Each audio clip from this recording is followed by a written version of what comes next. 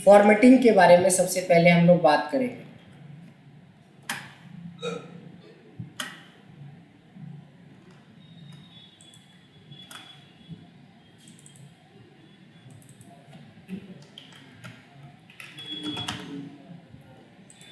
Formatting का मतलब ये होता है कि सपोज आपके पास कोई डेटा है, मान लो कि आपके पास एक डेटा है जो मोस्टली क्या होता है, नॉन डेकोरेटेड फॉर्म में होता है, नॉन फॉर्मेटेड फॉर्म में होता है, लाइक ऐसा होगा।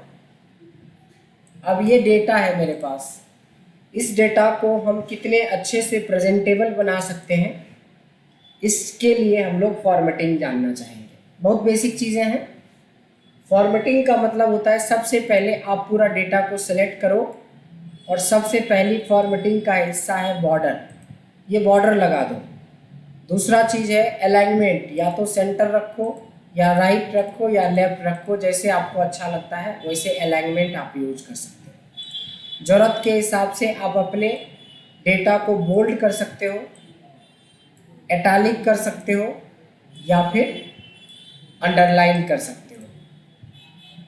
तो अभी हमने जो बात करी है उसमें हमने बात करी है बॉर्डर के बारे में, उसके बाद हमने बात करी है बोल्ड इटैलिक अंडरलाइन के बारे में, और बात करी है हमने अलाइनमेंट के बारे में। इसके बाद आ जाता है कि सपोज आपको नेम के बाद एक मोबाइल नंबर का कॉलम डालना है, तो देखो मोबाइल नंबर के बाद यानी सी से पहले, इसी पे यानी सी पे जहाँ लाना है उससे पहले आपको कर्सर रख के इंसर्ट एक ऑप्शन होता है जो हमें कॉलम ला देता है। या मान लो कि कोई रो हमें लाना है तो राइट क्लिक करके इंसर्ट करेंगे तो देखो रो यहाँ से आ जाता है। ऐसे इंसर्ट जितनी मर्जी उतनी इंसर्ट कर सकते हो, रो या कॉलम। नहीं चाहिए सेलेक्ट कर लो और डिलीट कर दो, तो delete row delete column, insert row insert column. ये बात समझ में आया? ये दोनों बहुत ही बेसिक है। इसके बाद आ जाइए सेल कलर पे।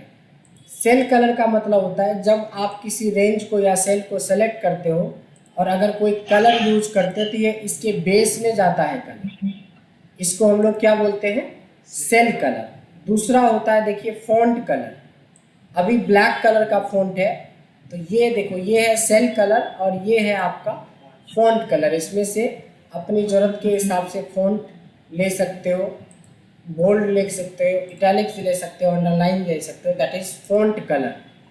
सेल कलर के बाद क्या है हमारे पास? Font colour. उसके बाद आता है फॉन्ट साइज और फॉन्ट स्टाइल। सपोज लगता है कि ये साइज थोड़ा छोटा है तो देखो यहाँ 11 पॉइंट है, अगर इसको हम 14 पॉइंट कर देंगे तो ऑब्वियसली थोड़ा बड़ा साइज हो जाएगा। अब इसको थोड़ी एडजस्ट भी करना पड़ेगा, नहीं तो नाम कट जाएगा। ये देखो एडजस्ट मतलब दो सेल के बीच में इस तरीके से आप एडजस्ट वगैरह कर सकते हो। साक्षी, हाँ जी माइक ठीक हो गया? जी सर। Very good. बताइए टुडे और डेट में क्या फर्क होता है? टुडे और डेट में हाँ तो जी, जब हम टुडे में करते हैं तो उसमें जो डेट होता है वो आ जाता है, और जब हम डेट में करते हैं मतलब उसको सेलेक्ट करके तो जो आज का डेट है वो आगे स्प्लिट होके आता है, जैसे 31/8/2022। मतलब टुडे और डेट में फर्क क्या हुआ ये बताइए ना। दोनों में तो आप बोल रहे हो कि डेट ही आ जाता है, तो दोनों में फर्क क्या हुआ? टुडे में ओहो, टुडे में डेट के साथ टाइम आने लगा तो फिर नाउ में क्या आएगा? मतलब वर्ड वाला हाल एक्सेल का भी कर दिया आपने पहले ही एक क्लास में, 2 क्लास में।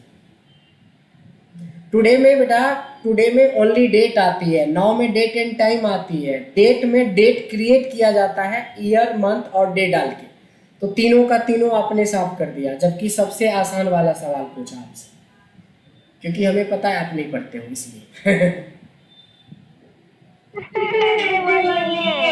अच्छा ऐसी बात नहीं है, ओके। बट आंसर तो सही दिया करो। अच्छा बताओ, नेटवर्क डेज और नेटवर्क डेज में क्या, नेटवर्क डेज इंटरनेशनल में क्या फ़र्क होता है? Network days and network days international में क्या फ़र्क होता है? नेटवर्क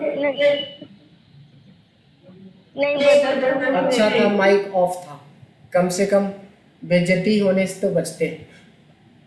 नहीं, ऑनलाइन क्लास ले रहे हो तो अपना माइक और प्रैक्टिस दोनों ऑन रखा करो। माइक ऑन रखोगे और प्रैक्टिस नहीं करोगे तो भी पकड़े जाओगे। माइक नहीं रहेगा तो कम से कम ये तो लगेगा कि आप बोल नहीं पा सकते हो, तो इज्जत आपकी बच जाएगी। नहीं तो अरे नहीं, वो कोई मतलब नहीं है ना, वो बाद में फिर क्या हो जाता है। अच्छा अच्छा, हाँ हाँ, बाद में तो हो ही जाएगा। अभी क्लास में इतना हम साथ हैं तो दिक्कत तो होगा ही होगा, बाद में तो सब एकदम टक रहेगा, सब याद में ब्रेन में ही बैठ जाएगा सब, है ना। चलिए कोई बट बात जब बोले तो नहीं, चलो ठीक है। इतने क्लास में होते हैं तो पीरियड से बंदा पढ़ भी लेता है। कोई बात नहीं, ठीक है।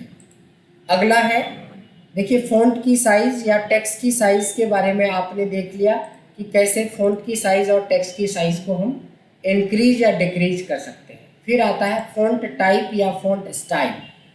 फ़ॉन्ट टाइप या फ़ॉन्ट स्टाइल क्या चीज़ होता है? देखो ये जो आपने सेलेक्ट किया है ना, यहाँ पे देखो कैलिबरी लिखा हुआ है, यहाँ आपको 100 से ज़्यादा फ़ॉन्ट दे रखा है।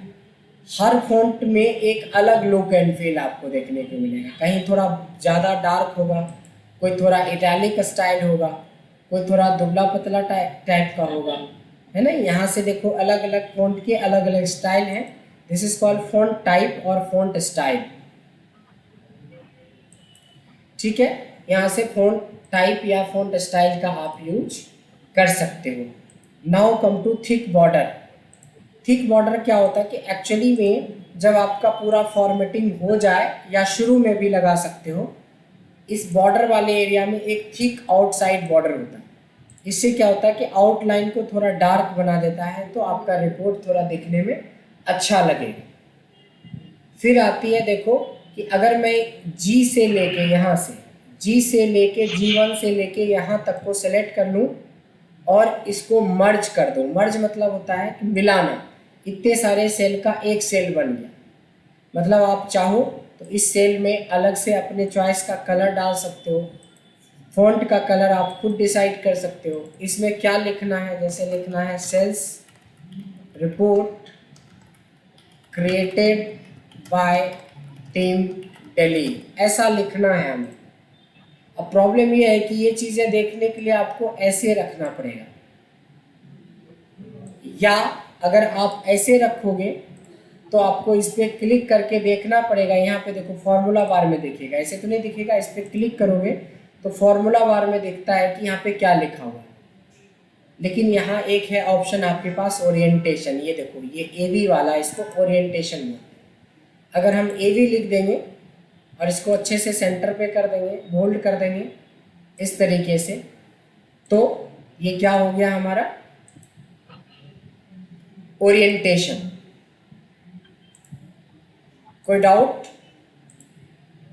अभी देखो ऑलरेडी ये डेटा क्लियर है, लेकिन मान लो कि मेरे को एक रो और चाहिए, तो देखो यहाँ पे रह के इंसर्ट करेंगे तो एक रो मिल जाएगा। जो काम मैंने इधर किया वही काम मैं इस बार इतने सारे सेल्स को मर्ज करना चाहता हूँ, तो क्या करेंगे, मर्ज एंड सेंटर। इसकी साइज वगैरह को इंक्रीज कर लीजिए, इसकी कलर वगैरह को भर लीजिए, और यहाँ पे एक बढ़िया सा आप दे सकते हो सेल्स एनालिसिस 2021-2022, कुछ इस तरह का हेडिंग दे दिया। हेडिंग का साइज भी बढ़ा देंगे, थोड़ा बोल्ड कर देंगे, इटैलिक कर देंगे, फॉन्ट चेंज कर देंगे। इसमें से जो भी आपको लगता है वो सब अप्लाई कर सकते हो। इसको हम लोग ओवरऑल क्या बोलते हैं, फॉर्मेटिंग। फॉर्मेटिंग का मतलब होता है डेटा को फॉर्मेट करना, और डेटा को फॉर्मेट करने का मतलब होता है डेटा को अच्छे तरीके से सजाना संवारना। प्रेजेंटेबल बनाना ताकि कोई कुछ देखे आसानी से समझ सके। यस, प्रेजेंटेबल बनाना ताकि किसी को भी सामने वाले को थोड़ा इजी लगता है और अच्छा लगता है देखना। नहीं जैसे आप अपने आप को फॉर्मेट करते हो, यानी फाउंडेशन लगाते हो, पूरा अपने आप को सजते संवरते हो, किस लिए? क्योंकि थोड़ा सुंदर दिखे। भगवान ने तो जो बना के भेजा है वो तो है ही, लेकिन उसके बाद भी लोग शेविंग करते हैं, लिपस्टिक लगाते हैं, काजल लगाते हैं, नहीं दुनिया भर की फाउंडेशन लगाते हैं।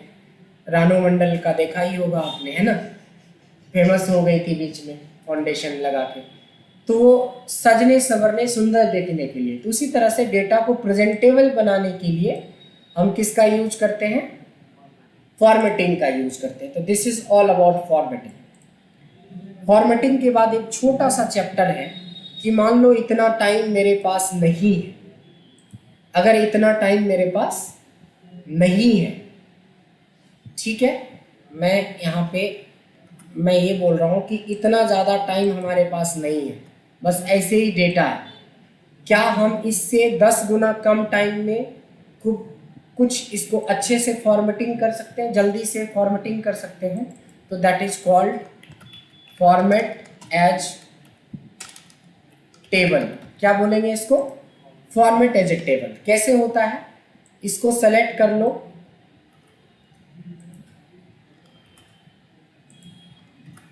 इसको आप सेलेक्ट कर लोगे डेटा को। डेटा को सेलेक्ट करने के बाद ज़्यादा कुछ नहीं करना है। देखो होम टैब में एक ऑप्शन होता है फॉर्मेट एज ए टेबल। यहाँ आपके पास कुछ बना बनाया डिज़ाइन कलर होता है, बस आपको क्लिक करना है और ओके करना है। इसमें सब कुछ अपने आप अप्लाई हो जाता है, देखा आपने। खाली अलाइनमेंट वगैरह आपको ठीक करना पड़ेगा, बाकी सब चीज़ है इसमें। अपने आप कलर भर दिया, अपने आप फिल्टर लगा दिया, अपने आप ऊपर की हेडिंग ठीक कर दी। इसके बावजूद भी लगता है कि नहीं सर ये उतना अच्छा कलर नहीं है।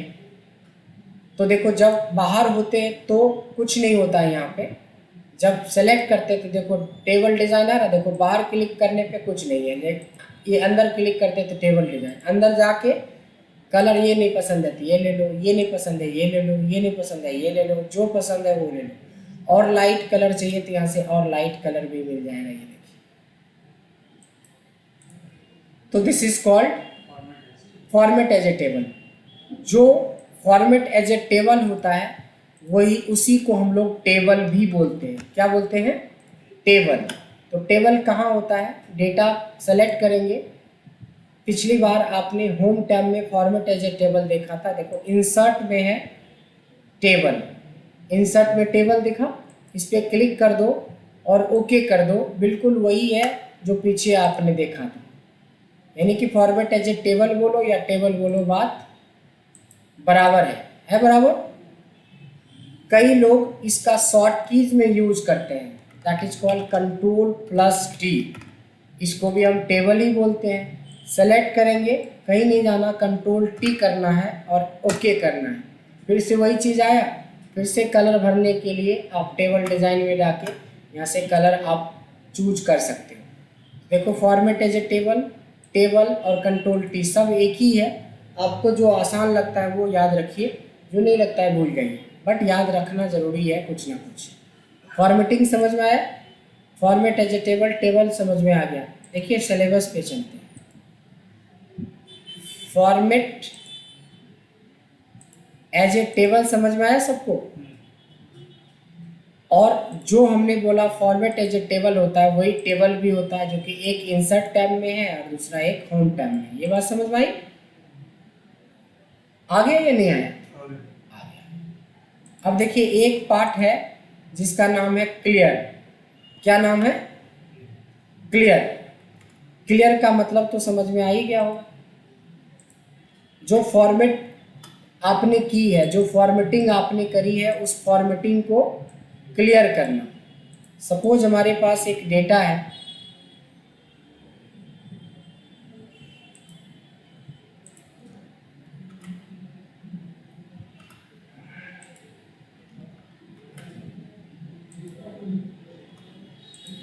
एक हमारे पास डेटा है और इसकी एक डिज़ाइन है अपने आप में, इसका कलर है, सेल कलर है, बोल्ड इटैलिक लाइन है, पूरा है। क्लियर का मतलब होता है देखिए सबसे पहला क्लियर होता है जिसको बोलते हैं होल डेटा क्लियर या क्लियर ऑल इसको बोलते हैं। जो डेटा क्लियर करना है उतने दूर को सेलेक्ट कर लो और होम टैब में एक बटन होता है क्लियर, क्लियर ऑल। ऑल मतलब सब कुछ, सारे सेल्स रो डेटा सब क्लियर कर देगा।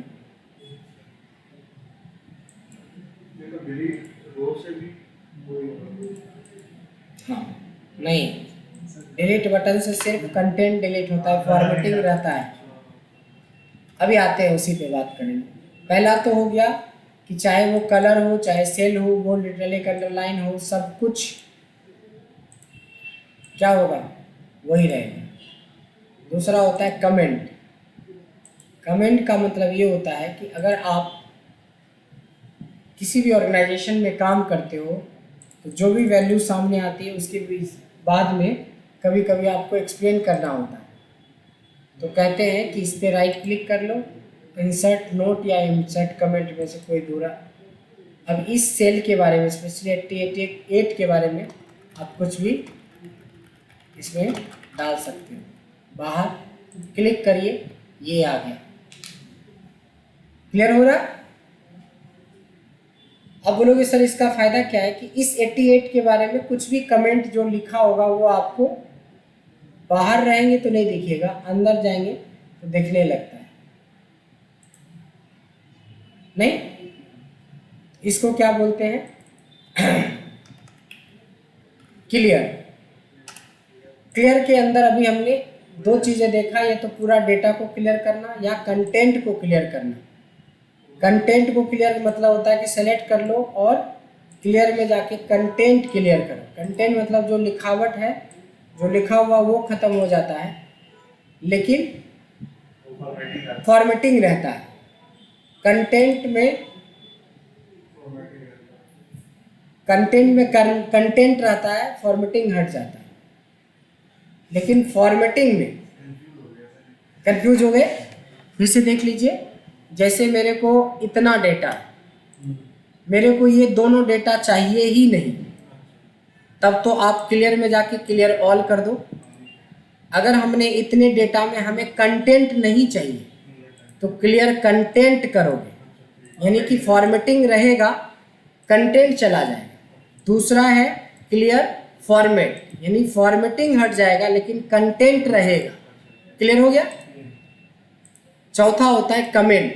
ये जो कमेंट अभी लगा रहे थे, यानी कि किसी इस वैल्यू के बारे में जो कुछ आप लिखोगे, अगर नहीं चाहते हो लिखना तो उसको डिलीट भी किया जा सकता है।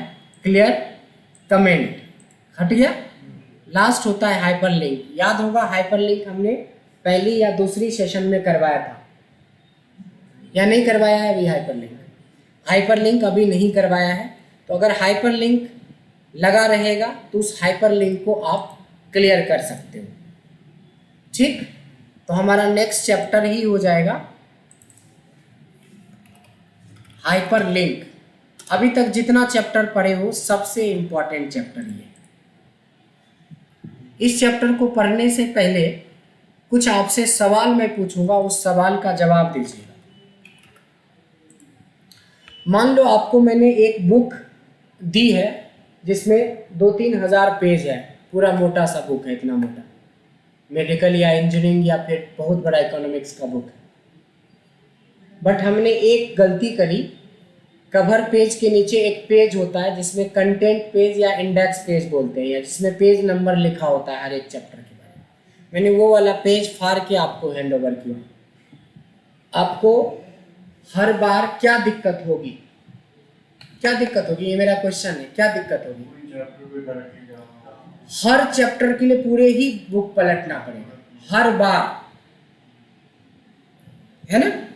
सेम सोचो कि आज आप सिर्फ 4 चैप्टर पढ़े हो, तो आपको फॉर्मेट एज ए टेबल देखना है तो यहाँ क्लिक कर लोगे, टेबल देखना है तो यहाँ क्लिक कर लोगे, फॉर्मेटिंग देखना है तो यहाँ क्लिक कर लो। लेकिन सोचो ऐसे 50 सीट बन गया पढ़ते पढ़ते एक ही फाइल के अंदर, अब हमें ढूंढने में दिक्कत नहीं होगा।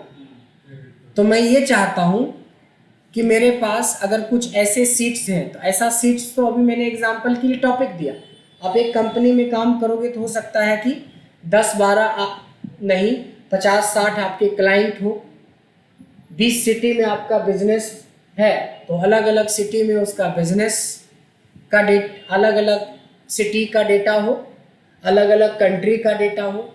आपके पास 5000 प्रोडक्ट है, 5000 अलग अलग सीट में अलग अलग प्रोडक्ट है, तो ढूंढते ढूंढते तो आपकी हालत खराब हो जाएगी। यहाँ पे बोलता है कि क्लिक करो और वहाँ पहुँचा देंगे, ऐसा ऑप्शन। तो टॉपिक पहले क्या होता है कि हाइपरलिंक को समझते हैं कि हाइपरलिंक मेनली 3 तरीके का होता है। कितने तरीके का? 3 तरीके का। पहला सबसे आसान है जिसको बोलते हैं वेब लिंक। क्या बोलते हैं? वेब लिंक का मतलब होता है वेबसाइट का लिंक।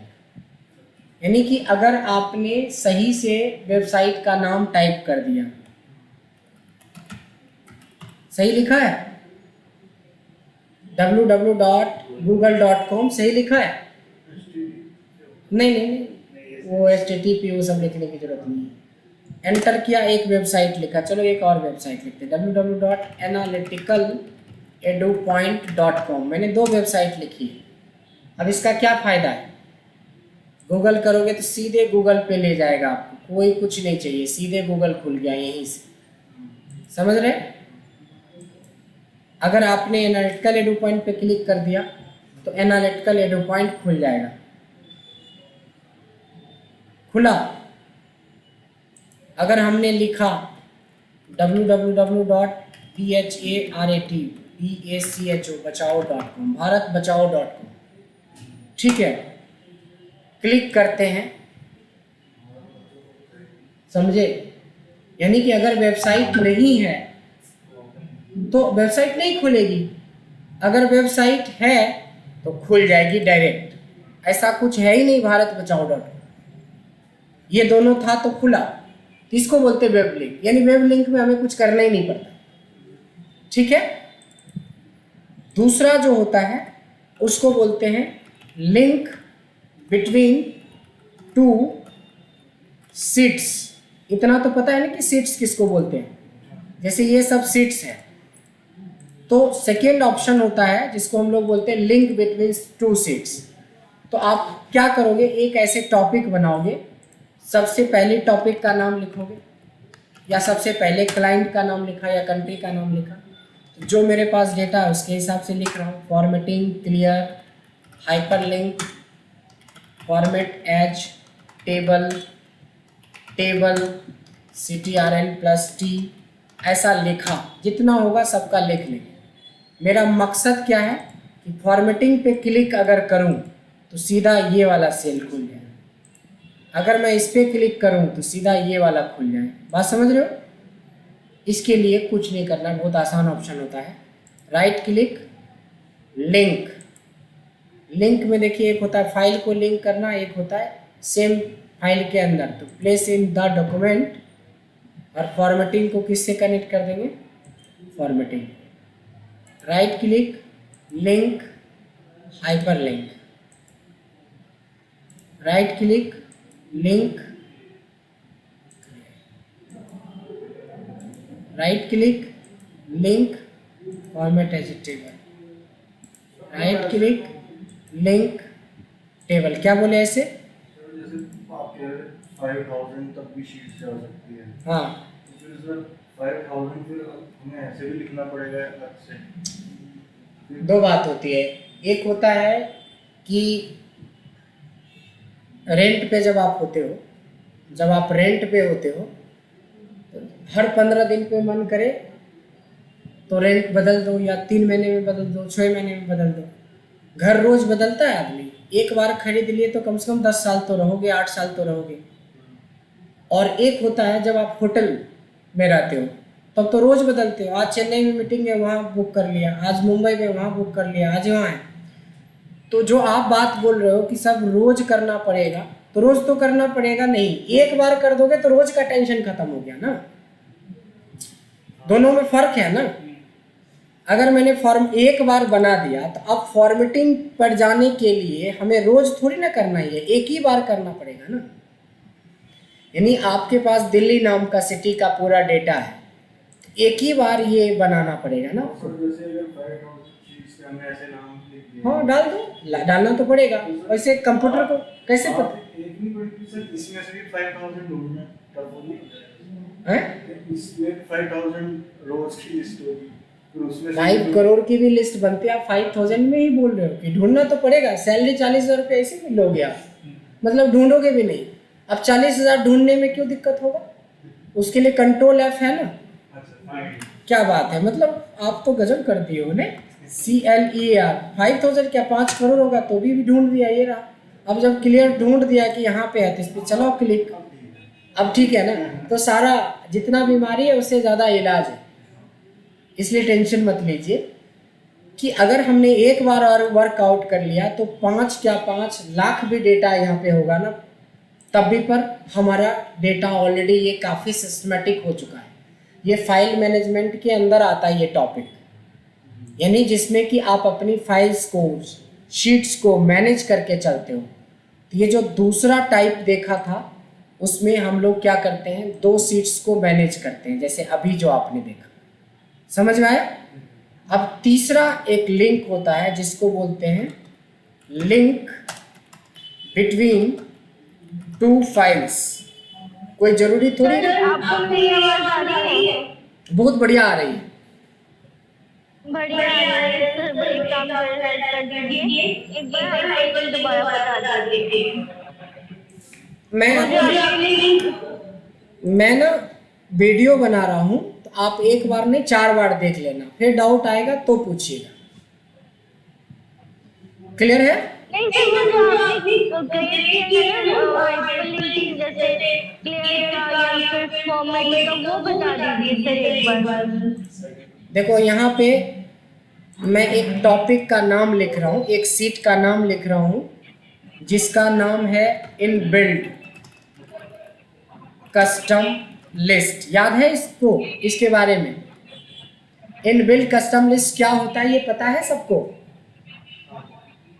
साक्षी आपको याद है? सर थोड़ा ज्यादा अच्छे से नहीं है, रिवाइज करने पड़ेगा एक बार। वाह वाह वाह वाह, ऐसे ही करना, ये रिवाइज करना पड़ेगा। इसको देखा नहीं सर, इस दिन बीमार पड़ गए, इस दिन लाइन कट गया, तो सारे चैप्टर ऐसे ही निकाल देना आप। इसमें ये तो सबसे आसान टॉपिक था। इसमें बोला था हमने कि क्या होता है कि एक तो आप म्यूट कर लो, उससे बहुत ज़्यादा डिस्टरबेंस हो रहा है। हाँ, और आपसे हाथ पांव दोनों जोड़ के विनती है कि आप फिजिकल ही क्लास लिया करो। बेशक थोड़ी आपको प्रॉब्लम होगी आने में, बट फिजिकल ज़्यादा क्लास अच्छी होती है, क्योंकि आपके यहाँ से स्पेशली बड़ी डिस्टरबेंस रहता है ऑनलाइन में। 15 मिनट तक तो आपका माइक नहीं चला, माइक चला तो आपके आंसर नहीं आए, आंसर आया तो गलत आया, फिर दोबारा क्वेश्चन पूछा तो फिर गलत आया। तो कम से कम इन सब चीज़ से बचेंगे आप फिजिकल क्लास लेंगे तो। ठीक है, इनबिल्ट कस्टम लिस्ट में हमने ये बताया था कि ऐसी कोई कंपनी नहीं है जहाँ पे डेली मंथली रिपोर्ट्स नहीं बनते हैं। तो उसके लिए 4 लिस्ट होती है। एक डेज का फुल फॉर्म होता है कि एक लिखोगे तो अपने आप ड्रैग कर सकते हो। एक दूसरा होता है इसका शॉर्ट फॉर्म में इसको यूज करना। एक होता है मंथ वाला, JNURY, जनवरी, तो इस तरीके से आप कर सकते हो। एक होता है इसका शॉर्ट वाला, ऐसे। बट आप कम पढ़ाई कर रहे हो, इतना तो प्रूफ हो गया है। LHS बराबर RHS नहीं पढ़ते थे मैथमेटिक्स में, ये तो फिक्स हो गया है कि आप साक्षी इस बैच में इकलौती स्टूडेंट हो जो नहीं पढ़ते हो। वो प्रूफ हो चुका है 2-3 क्लास में। तो इसको जल्दी से ये दाग धब्बा हटाइए अपने ऊपर से, पढ़ाई स्टार्ट कीजिए और बहाने मारना छोड़िए। कभी कुछ और बहाने मारते हो आप, कभी कुछ और बहाने मारते हो। So this is not fair, एकदम बिल्कुल एक्सेप्टेबल नहीं है। अभी ये हाल है तो 5-10 चैप्टर पढ़ा देंगे, उसके बाद तो सारा एकदम मून साइन बन जाएगा, पूरा डायलेमा में ही रहोगे कि पता नहीं सर, देखा देखा सा लग रहा है, सुना सुना सा लग रहा है ये वर्ड, ऐसे बोलोगे सारे आंसर। अभी जब ये हाल है तो प्लीज़ पढ़ाई स्टार्ट कीजिए, नहीं चलेगा ऐसे में, क्योंकि बहुत कंपटीशन है मार्केट में और आप इसको मजाक की तरह लेते हो एक्सेल को, वर्ड को। वर्ड में भी वही हाल है, इसमें भी वही हाल है। मैं वैसे स्टूडेंट को नॉर्मली नहीं पढ़ाता हूँ, ऐसे स्टूडेंट को नॉर्मली नहीं पढ़ाता हूँ। दोनों हाथ पांव जोड़ के मना कर देते कि भाई कहीं और देख लो। बट ये इतना लूज में नहीं चलेगा काम, उसमें आप पूरे बैच को डिस्टर्ब करोगे और कुछ नहीं करोगे। इतना ढीला रवैया नहीं चलेगा, ये मेरा वार्निंग है और रिक्वेस्ट है दोनों। जैसे रिक्वेस्ट से समझ लो तो रिक्वेस्ट से, अदरवाइज मैं नहीं पढ़ा पाऊँगा आपको, कि हर चीज़ आप डायलेमा में ही बात करोगे हमेशा कि पता नहीं सर हुआ नहीं, टुडे के बदले में नाउ का बता रहे हो, डेट के बदले में टुडे का बता रहे हो, कुछ नहीं क्लियर है आपका। तो सीधा सीधा सा है कि कितना मेहनत करोगे वो आपको सोचना है, बट मेहनत करना पड़ेगा आपको, क्योंकि ऐसा हाल किसी का नहीं है।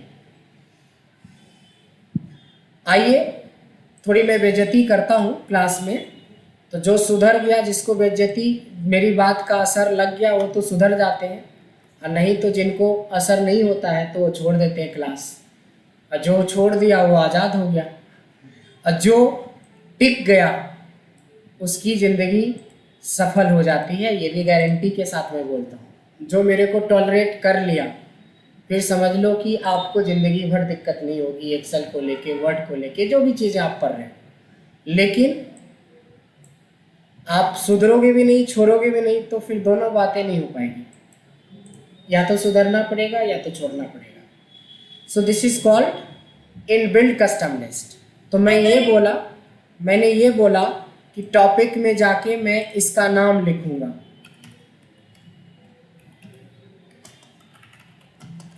ऐसा नाम लिखा, नाम लिखने के बाद राइट क्लिक करूंगा, उसके बाद लिंक का ऑप्शन आएगा, और उसमें देखिए प्लेस इन दिस डॉक्यूमेंट, मतलब आप सीट वाइज करने जा रहे हो, तो यहाँ पे लिस्ट दिखेगा, ऐसे रहता है। आपको करना है प्लेस इन दिस डॉक्यूमेंट, यहाँ पे दिखेगा, बस इसको ओके कर लेना है। फ़ायदा क्या होगा कि कभी भी आपको इस चैप्टर का रिवीजन करना, तो क्लिक करोगे सीधे यहीं पे पहुँच जाओगे। और इसके बारे में सिर्फ हमने वीडियो ही नहीं दिया, शीट ही नहीं दिया, नोट्स भी दिया है। अब इसके बाद भी बोलोगे कि हमें नहीं आती है, तो थोड़ा दुख तो होगा, थोड़ा नहीं बहुत भयंकर वाला दुख होता है, और जब आपको सुनाना शुरू करोगे तो भागते फिरोगे तो ये गलत है, ये बिल्कुल एक्सेप्टेबल नहीं है। सर हाँ सर ये जो इनबिल्ट कस्टम लिस्ट है, ये जैसे आपने वो कस्टम लिस्ट बनाई थी, मतलब जैसे फाइल में जाके ऑप्शन में जाके, ये पहले ही आपने बना रखी थी या फिर कैसे? मैंने नहीं समझी क्लास। इसका देखो, इसका नाम है इनबिल्ट, इसका नाम है इनबिल्ट। ये ऐसा होता है, आपके भी कंप्यूटर में मिल जाएगा, ये सबके कंप्यूटर में मिलता है इनबिल्ट, जो पहले से है। और जो मैंने कस्टम लिस्ट क्रिएशन बताया था वो इससे 100 गुना ज़्यादा इम्पोर्टेंट है, क्योंकि ये सबके कंप्यूटर में होता है।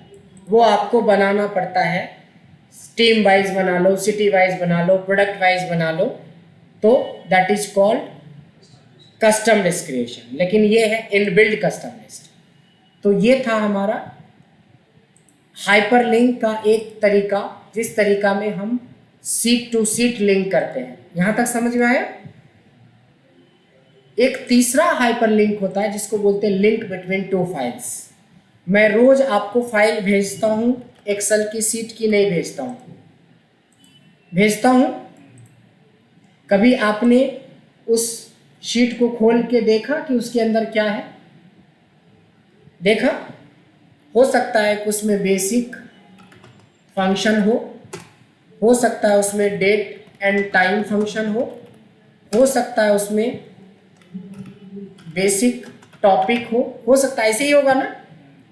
तो ये आपका काम है करना कि डे 1 पे जो एक्सेल सीट भेजा था उसको रीनेम कर लो। फाइल का रीनेम तो आता है ना करने, हो सकता है नहीं भी आता हो। जैसे देखो, एक फाइल का नाम है यहाँ पे कुछ लंबा सा E1FG करके, इस पर राइट क्लिक करोगे और यहाँ पे रीनेम का ऑप्शन आता है, देखो रीनेम, और रीनेम का नाम बदल के इसको रिया कर दिया। ये देखो रिया कर दिया। अब बोलोगे कि इसका क्या फ़ायदा होगा, तो इतना बड़ा नाम को अब हमें बहुत आसानी से पढ़ लेंगे ना कि रिया है। इस पर डबल क्लिक करेंगे तो रिया किसके साथ खोलना चाहते हो, तो हमने बोला कि भाई मेरे को इसको पेंट के साथ खोलना है। ओपन विथ पेंट या नोटपैड या पावर पॉइंट या कोरल ड्रॉ, ये आ जाता है ऑप्शन। ठीक है, तो उस तरह से आपके पास जो रोज़ एक्सेल भेजता हूँ, तो ऐसा नहीं कि खाली खाना पूर्ति करो कि रोज़ क्लास ले रहे हैं और फाइल को डाउनलोड करके रखो ही नहीं।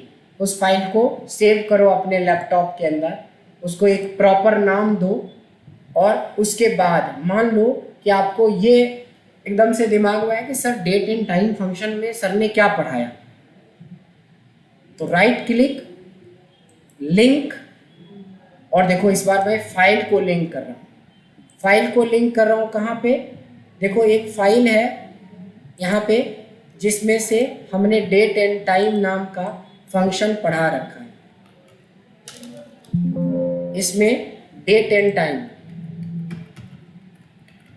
अब तो ये नहीं बोलोगे कि सर ये डेट एंड टाइम हमें आपने नहीं पढ़ाया। अभी तो डेटा वैलिडेशन है, ये रहा डेट एंड टाइम है। अब date and time day 1 and day 2 दोनों डाल दिया, ये देखो। अब बेसिक टॉपिक कभी हमने पढ़ाया होगा, कुछ बेसिक टॉपिक पढ़ाया होगा, बट कोई जरूरी नहीं है। हो सकता है कि एक दिन मैंने आपको पावर पॉइंट पढ़ाया होगा, हो सकता है एक दिन हमने वर्ड पढ़ाया होगा। मतलब इसमें ये जरूरी नहीं है कि आप एक्सेल को ही ज्वाइन कर सकते हो, आप किसी को भी ज्वाइन कनेक्ट कर सकते हो यहाँ पे।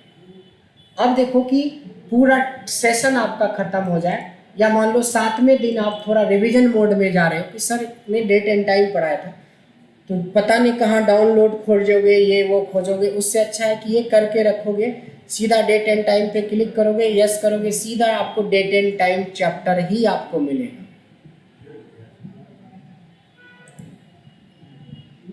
अगर आपने डेट एंड टाइम फंक्शन पढ़ा हुआ है तो देखो डेट एंड टाइम फंक्शन कहाँ गया, डेट एंड टाइम फंक्शन, ये गलत शीट से हमने कनेक्ट कर दिया है ना। अब हम एक दूसरा चैप्टर देखते हैं, जैसे बेसिक टॉपिक। इसमें मैंने पावर पॉइंट को जोड़ा था या वर्ड को जोड़ा होगा, तो सीधे वो फाइल खुल गई। देखो ये प्रोजेक्ट हमने अभी एक दिन पहले ही बनाया था, कवर पेज माइक्रोसॉफ्ट वर्ड के अंदर पढ़ाते हुए। अब ये फाइल भी खुल गया यहीं से, इसको हमने क्लिक किया तो देखो ये पावर पॉइंट से, किसी को पावर पॉइंट पढ़ाया होगा तो पावर पॉइंट में ये चला गया, तुरंत खुल गया पावर पॉइंट। सो आप जिस फाइल को चाहो, उस कोई जरूरी नहीं कि खाली एक्सेल को, जिस फाइल को चाहो लिंक कर सकते हो। फ़ायदा बोलोगे क्या होगा, फ़ायदा यही होगा कि आज मेरे को पावर पॉइंट पढ़ना तो पावर पॉइंट का रिवीजन कर लो, क्लिक करो पावर पॉइंट खुल जाएगा, डेट एंड टाइम करोगे डेट एंड टाइम खुल जाएगा। ये प्रॉपरली बना के रखना पड़ेगा। तो देखिए हाइपर लिंक 3 तरीके का, वेब लिंक सबसे आसान है, रूट शीट्स वाला दिखाई दिया आपको, और तीसरा है लिंक बिटवीन 2 फाइल्स, जिसमें जितनी फाइल्स के ऊपर आप काम करते हो सबको। अब सोचो आपके पास 10 फाइल पे रोज काम करते हो, एक दिल्ली की फाइल है, एक मुंबई की है, कलकत्ता की, तो ढूंढने में फाइल में बहुत टाइम लगता है। देखो हज़ारों फाइल्स होती है, आप वैसे क्या करो, क्लिक करोगे दिल्ली वाली फाइल खुल गया, मुंबई क्लिक किया मुंबई वाली फाइल खुल गया। तो फाइल को मैनेज करने के लिए हाइपर लिंक हमारे लिए एक बेहतरीन टॉपिक है, बेहतरीन टॉपिक है। तो हाइपर लिंक इस तरीके से आप यूज कर सकते हैं। क्लियर हो गया। तो ये देखिए हाइपर लिंक भी हमारा कंप्लीट हो गया। हाइपर लिंक फाइल को मैनेज करने के लिए, सीट को मैनेज करने के लिए, वेबसाइट को मैनेज करने के लिए सबसे बेहतर टॉपिक है अभी जो आपने पढ़ा। लेकिन एक बहुत मज़ेदार चीज़ सिखा रहा हूँ, और सपोज मैंने फॉर्मेटिंग कर ली, एक रिवर्स हाइपर लिंक बनाते हैं। देखो क्या रिवर्स मतलब, हमने यहाँ पे लिखा मे बी, यहाँ पे ऐसे लिख देना जंप टू टॉपिक। क्या लिखा हमने, जंप टू टॉपिक। इस पे भी हाइपर लिंक लगाओ, और बताओ कि इसकी हाइपर लिंक किससे होनी चाहिए, इसमें से किससे लिंक होना चाहिए, नहीं टॉपिक से। अब क्या फ़ायदा होगा, मान लो कि आपने फॉर्मेटिंग पे क्लिक कर लिया, तो फॉर्मेटिंग देख लिया कि क्या था, और क्लिक किया तो आपको पहुंचा देगा मेन टॉपिक पे। मतलब स्विच बन गया हमारे पास, डायरेक्ट इंडेक्स पे चले एग्जैक्टली इंडेक्स पे चले जाएंगे। तो अब देखो कि हर बार तो आपको इंडेक्स पे ही जाना है, तो इसको कॉपी करके हर एक पेज में पेस्ट कर लो, हर एक पेज में पेस्ट कर लो, जहाँ जिसमें जगह मिले आपको, हर एक पेज पे पेस्ट करके रख लो। क्योंकि हर पेज से आपको तो टॉपिक पे ही जाना है ना, नहीं। अब देखिए इसका फायदा कि अगर मैं फॉर्मेट एज ए टेबल पढ़ा, देख लिया क्या था, तो जंप टू टॉपिक किया तो फिर यहाँ पहुँच गए। क्लियर में गए, क्लियर में देखा कि अच्छा जी इतने तरीके का है, तो जंप टू टॉपिक किया तो यहाँ पहुँचा देगा फिर। नहीं समझ में आ रहा है फायदा? हाइपरलिंक में गए, हाइपरलिंक पढ़ लिया, जंप टू टॉपिक किया, टॉपिक पे चले गए। ये नहीं कि हमारे पास स्विच बन गया। ये स्विच बनाना बहुत कम लोगों को आता है। हाइपरलिंक तो आता है लेकिन इतना सोच नहीं पाता है। लेकिन अगर इतना सोचते हो आज के बाद, तो सोचो आप कितना फाइल को इजी कर दिए हो। बस आज के बाद आप अपने सारे सीट्स को, सारी फाइल्स को ऑर्गेनाइज करना शुरू कर दो। मान लो कि रोज एक चैप्टर भेजते हैं, एक इस पे जाके चैप्टर जोड़ते जाओ। अगर फाइल जोड़ते हो तो फाइल वाइज लिंक बना दो। अगर सीट में, तो मैं रिकमेंड भी नहीं करूँगा कि सीट वाइज करो, मैं बोलूँगा फाइल वाले लिंक बनाओ।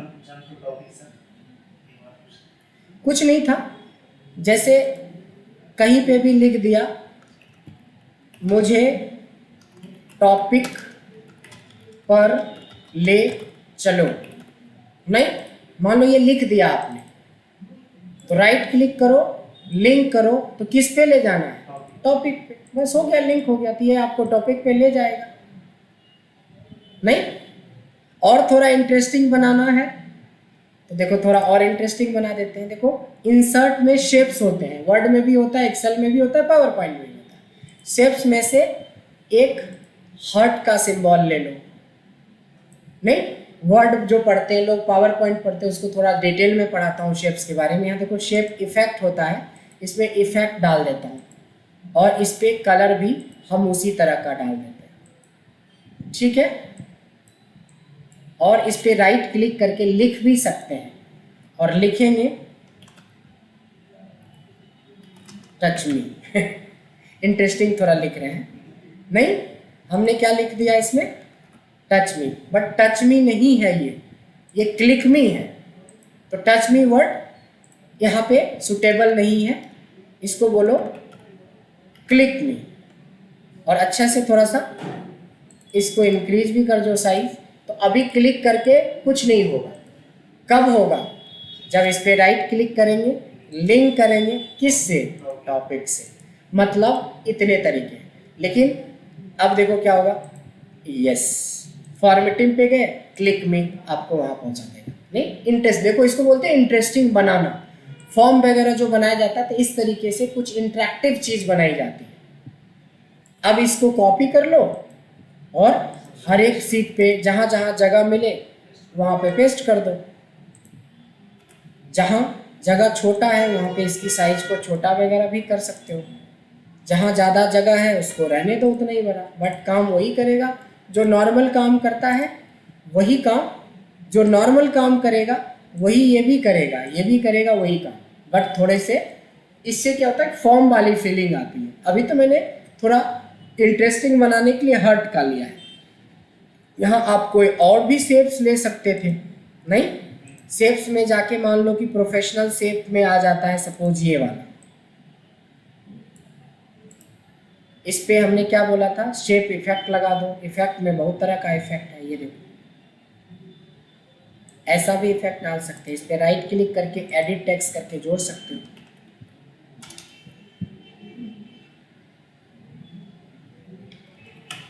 Jump to topic. अभी फिलहाल ये एक शेप है, अभी ये बटन नहीं बना। बटन कब बनता है? लिंक करते हैं तो। लेकिन उससे पहले थोड़ी फॉर्मेटिंग, अभी तो पढ़ा था, अलाइनमेंट कर दो, फ़ॉन्ट की साइज़ थोड़ी इंक्रीज कर दो, अभी तो बताया था ये सारी चीज़ें। बोल्ड कर दो, इटैलिक कर दो। फ़ॉन्ट नहीं समझ में आ रहा है तो फ़ॉन्ट दूसरा चेंज करके देखो कौन सा फ़ॉन्ट इस वाले इसके लिए अच्छा लगेगा। नहीं, इसमें से देखिए कौन सा वाला अच्छा लगेगा जो सेट भी हो जाए। ये रखो, फर्स्ट क्लास आ गया। नहीं, अभी ये लिंक नहीं है। अब लिंक करो, right click, link, link to, जहाँ लिंक करना वहाँ से कर। अब ये भी काम करना शुरू कर दिया। मतलब आप कहीं से कंट्रोल कर लो इसको। सिंपल लिख के भी हाइपर लिंक लगा सकते हो, शेप पे भी हाइपर लगा सकते हो। इस तरीके से एक इंटरेस्टिंग सा एक बढ़िया आप बना सकते हो डैशबोर्ड टाइप का कि यहाँ क्लिक करें तो पटना का पूरा डेटा देखने लगे, क्लिक करें तो दिल्ली की पूरी सेल्स। मान लो बॉस के साथ सिटी वाइज सेल्स मीटिंग पे बैठे हो, या देखो पर्सन वाइज सेल्स की मीटिंग, आप चाहते हो कि मैं ब्रजेश पे क्लिक करूँ तो ब्रजेश की इंडिविजुअल सेल्स पूरा दिख जाए, तो लिंक करना पड़ेगा ना। तो ये इतना बेहतरीन टॉपिक है। और खाली मजाक बना दोगे अगर एक्सेल की, तो एक्सेल एक ऐसा हमारे पास वो है हथियार है कि अगर कोई एक्सेल पे कमांड कर ले तो 15-20 हज़ार की नौकरी खाली एक्सेल में है। आप Python, machine learning, power BI, tableau ये सब की बात छोड़ दो, सिर्फ एक्सेल पे कोई बंदा अच्छे से काम कर ले तो 15, 20, 25 तक की नौकरी खाली एक्सेल पे मिल जाती है। बट ये मत सोचिएगा कि आपको 40 भी मिले, नहीं तो सारा कॉलेज बंद हो जाएगा, सारे लोग एक्सेल पढ़ने एनालिटिकल में ही आ जाएंगे। नहीं कि सर 40 हज़ार की नौकरी लग जाएगी ना, 8,500 रुपये देने के लिए तैयार है सर, नहीं तो ऐसा कुछ नहीं होने वाला है। इससे आपको 15 मिल जाए, 17 मिल जाए, 20 मिल जाए, इससे ऊपर मिलने में दिक्कत होगा। हाँ, आपके पास एक्सपीरियंस पहले से है तो 25 भी मिल सकता है, 30 भी मिल सकता है। बट ये सोचोगे सर 1 लाख नहीं मिल जाएगा, उसके लिए power BI, tableau, Python, machine learning सब कुछ सीखना पड़ेगा। 1 लाख के लिए 1 लाख खर्च भी करना पड़ेगा। ये 1 लाख 1 साल में खर्च करोगे और वैसे 1 लाख रुपए महीने कमाओगे, फर्क तो है ना, बहुत फायदा है। 1 लाख इन्वेस्टमेंट पे हर महीने 1 लाख कमाओगे तो बहुत बड़ा फायदामंद है ना। तो वही चीज़ है कि 8-10 हज़ार खर्च करके 8-10 हज़ार से भी ज़्यादा का लाइक बन जाते हो। लेकिन जिस तरीके से साक्षी मैम कर रही हैं, so this is very dangerous. अभी तो उनके लिए है, बाद में मेरे लिए हो जाएगा। बाद में बोलेगी सर आपने तो 8,500 रुपये ले लिया, आपने सिखाया क्या? उस समय हमारे पास रिकॉर्डिंग सुनाने के अलावा और कोई ऑप्शन नहीं रहेगा कि देखो मैंने कितने क्वेश्चन पूछे और कितने वीडियोस भेजे हैं। तो ये सब सिखाए नहीं तो और क्या किया, क्योंकि आपसे जब पूछा जाएगा तो आपके पास वही जवाब रहेगा कि सर ये नहीं देखा, वो भूल गए, ये भूल गए। इसलिए सबसे बेहतर है कि हम